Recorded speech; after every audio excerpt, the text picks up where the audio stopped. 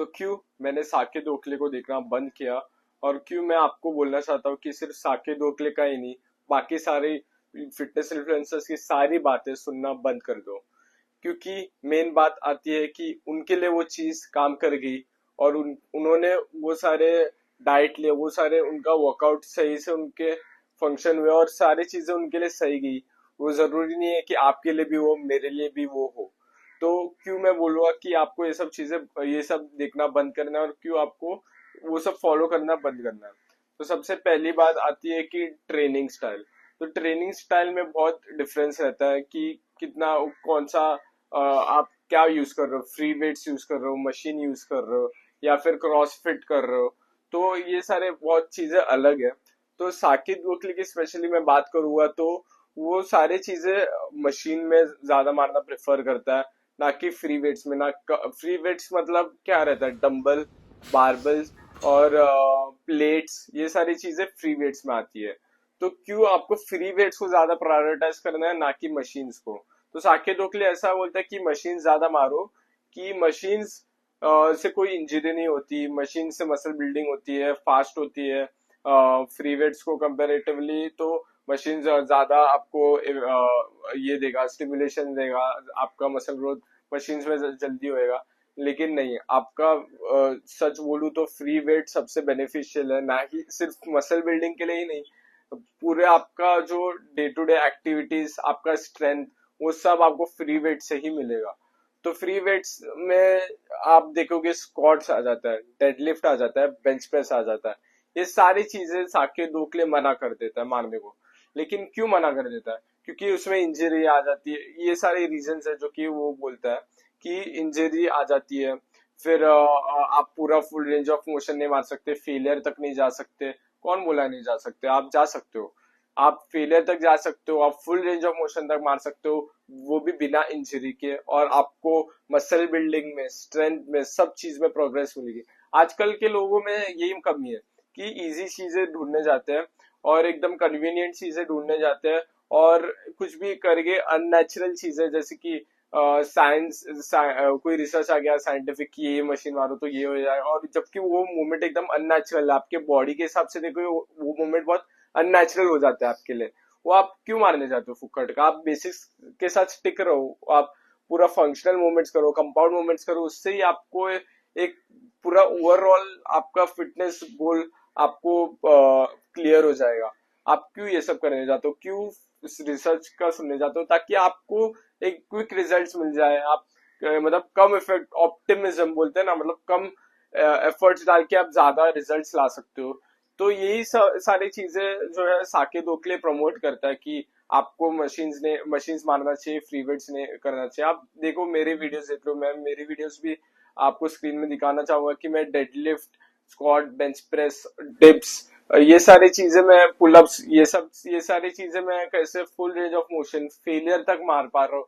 और इससे आप मेरे रिजल्ट्स भी देख पा रहे हो कि मेरे फिजिक में रिजल्ट देख पा रहे हो, मेरे स्ट्रेंथ में रिजल्ट देख पा रहे हो। तो स्ट्रेंथ का क्या, स्ट्रेंथ लोग को निग्लेक्ट ही करना है, सबको मसल्स बनाना है, अच्छा दिखना है मसल्स के साथ। क्या मतलब उसका? जब आप मस्कुलर रहोगे क्राउड में, और आपको आपसे 10 किलो उठाया नहीं जा रहा है, 10 किलो तो चलो बहुत कम है, आपसे 30-40 किलो, आप कोई एक इमरजेंसी केस आपको उठाना है, आपसे उठाया नहीं जा रहा है, आप पे लोग हंसेंगे, अरे भाई इसके पास तो इतना मसल्स है, कहाँ गया, कुछ स्ट्रेंथ ही नहीं है।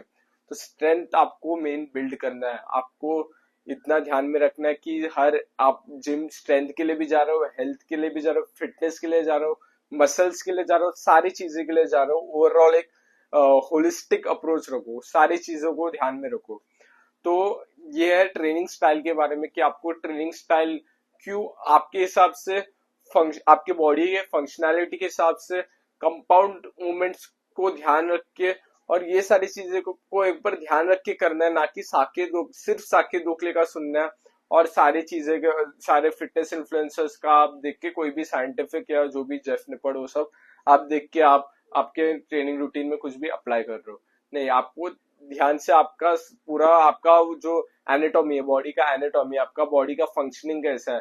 जैसे कि मेरा एल्बो में थोड़ा प्रॉब्लम आता है, तो मेरे को लैटरल रेस मारने में दिक्कत आती है डंबल में। तो वैसे मैं अपना वर्कआउट फिगर आउट करता हूँ, वैसे ही आपको भी ऐसे स्मार्टली फिगर आउट करना है। तो टाइम अंडर टेंशन की बात करूं तो साकेत गोखले बहुत प्रमोट करता है कि टाइम अंडर टेंशन मतलब आप पॉजिटिव मार रहे हो, चेस्ट प्रेस में डंबल लेके पॉजिटिव मार रहे हो, एकदम क्विक मारो और फिर नेगेटिव एकदम स्लो डाउन करो।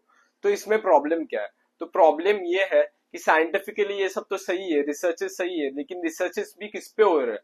जो कि जिसने डंबल को हाथ भी नहीं लगाया, जिसने प्रोटीन इंटेक अपना पूरा नहीं किया, ये सारे मतलब कोई भी एरे गेरे को उठा के वो लोग सैंपल्स लाते हैं रिसर्च के लिए, उनपे आजमाते हैं वो टाइम अंडर टेंशन या कोई भी रिसर्चेस, तो उनमें वो रिजल्ट दिख गए।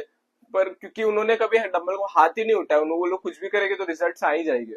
तो मैं वही बोलूंगा, टाइम अंडर टेंशन एक बहुत बड़ा स्कैम है, बहुत बड़ा एक ब्लंडर है मैं कहूंगा, कि जो कि लोग बहुत कर रहे हैं आजकल। तो इसमें क्या प्रॉब्लम है कि आप पॉजिटिव फास्ट मारो, ये बहुत अच्छी बात है, आपको पॉजिटिव तो एक्सप्लोसिवली मारना ही है, लेकिन नेगेटिव स्लो डाउन नहीं करना है। नेगेटिवली भी आपको सेम स्पीड में जाना है। तो क्यों सेम स्पीड में जाना? क्योंकि आप जब नेगेटिव स्लो डाउन करते हो तो आप उसमें कितना टाइम चले जाता है, उतना एनर्जी भी जा रहा है।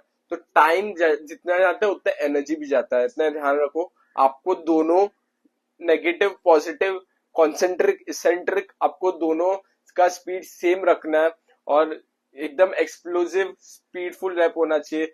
जैसे कि मैं जब स्पॉट करता हूँ अपने दोस्त को, या तो मैं ध्यान में क्या रखता हूँ, बेंच प्रेस मारते हो, डंबल प्रेस मारते हो, कि मैं नीचे तक आया तो मेरे को पंच करना है, पंच ऐसे किया एकदम एक्सप्लोसिवली, और फिर नीचे स्लो नहीं, नीचे भी उतना ही स्पीड में। तो स्पीड आपको बहुत मेन रोल प्ले करता है। कि साकेत गोखले ये सारे चीजें बोलता है कि टाइम अंडर टेंशन पे ध्यान दो, स्लो एंड कंट्रोल रेप्स, ये सारी चीजें बोलता है, इससे आपका मसल बिल्डिंग होगा। नहीं, मैं बोलूंगा कि आपको स्पीड पे ध्यान देना है, दोनों कॉन्सेंट्रिक इसेंट्रिक का स्पीड सेम रखना है, रेप्स का स्पीड भी सेम रखना है। मतलब आपको एक सेट 30 सेकंड से लेकर 1 मिनट के बीच में आपको खत्म करना है। ये एक बहुत अच्छा अप्रोच रहेगा कि टाइम अंडर टेंशन को छोड़ के आपको टाइम कम से कम सेट के बीच में खत्म करना है। जबकि साकेत गोखले बोलते हैं कि 1 मिनट के ऊपर, या तो जितना भी टाइम ज्यादा हो उतना टाइम आप ज्यादा मारो। तो ऐसा नहीं है। मैं वही बोलूंगा कि आपको पूरा स्पीड रखना है, ये मेरा अप्रोच है। आप एक बार ट्राई करके देख लो, फिर मेरे को आके बताना कि किसका सही है, मेरा सही है कि साकेत गोखले या बाकी सारे इन्फ्लुएंसर्स का सही है।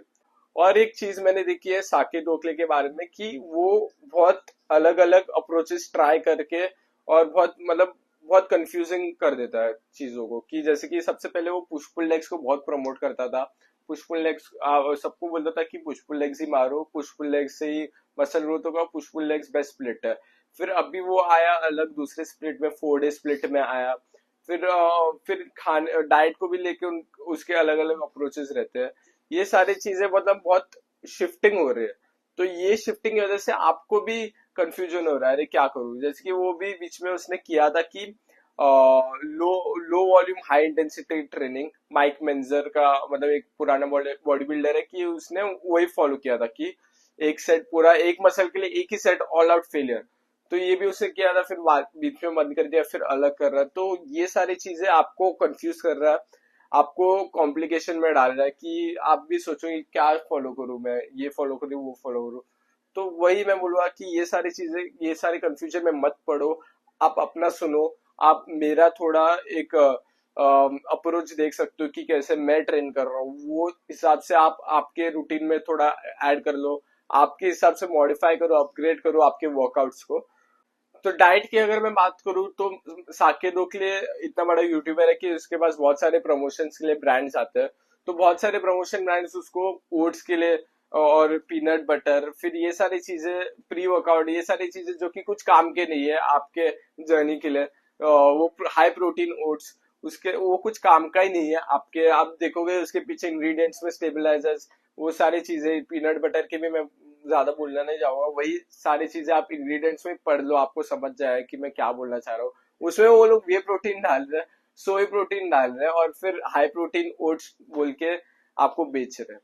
तो ये बहुत बड़ा बात बोलूंगा कि डाइट के बारे में भी आप ज्यादा आपके हिसाब से देखो। आप हेल्दी फैट्स जो कि ज्यादा वो प्रमोट नहीं करता, मैं बोलूंगा हेल्दी फैट्स को आप ज्यादा कंज्यूम करो, ना कि ज्यादा हाई कार्ब डाइट जिससे आपको एनर्जी मिलेगी। ये भी एक मिथ है। आपको 100 to 150 ग्राम कार्ब्स ही रखना है अगर आप एक इंटरमीडिएट हो, और अगर आप एक स्किनी बंदे हो तो आपको नॉर्मल कार्ब्स रखना है।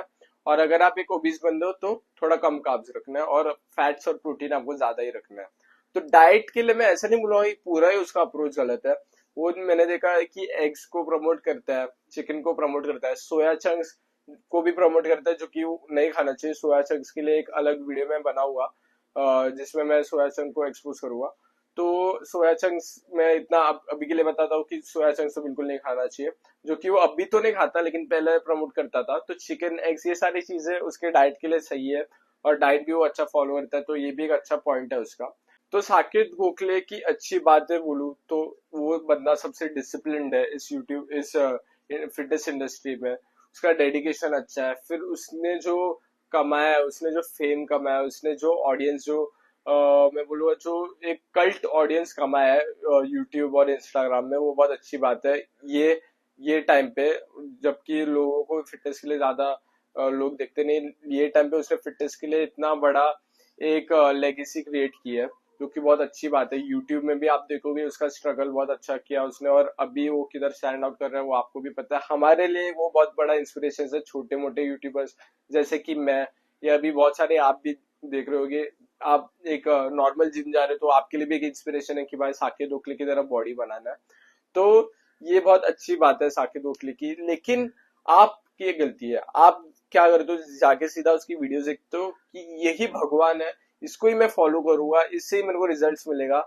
तो बहुत अच्छी चीज है भाई, यूट्यूब खोल दो, साकेत गोखले सर्च करो तो उसका कोई भी वीडियो देख लो, तो वो जो कर रहा है वही मैं कर लूंगा, मेरे लिए कन्वीनियंट है, मेरे को फास्ट रिजल्ट्स मिलेंगे, मेरे को सब सारी चीजें मिलेंगी। तो यही तो गलती है ना, यही आपको छोड़ना है, आपको आपके हिसाब से देखना है, आपको सारे बेसिक्स के साथ स्टिक रहना है, आपको सारी चीजें ट्राई करके देखने हैं। ये तो उसके लिए वर्क हुआ ना, साकेत गोखले के लिए वर्क हुआ वो सारी चीजें जो कि वो बता रहा है, उसको उससे ज्यादा उसको रिजल्ट्स उसको ही मिले, आप जरूरी नहीं है कि आपको ही मिलेगा।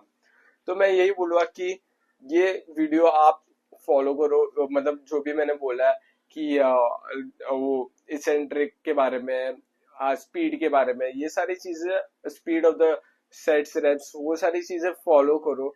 फिर मेरे को आके बताना। मैं ऐसा नहीं बोल रहा हूँ कि सीधा आपको बोल दिया कि ये करो तो यही करना है, आप ये करो, फिर रिजल्ट देखो, फिर कमेंट में आके बोलना कि साकेत गोखले सही था कि मैं सही था। तो इस वीडियो के लिए इतना ही। Thanks for watching.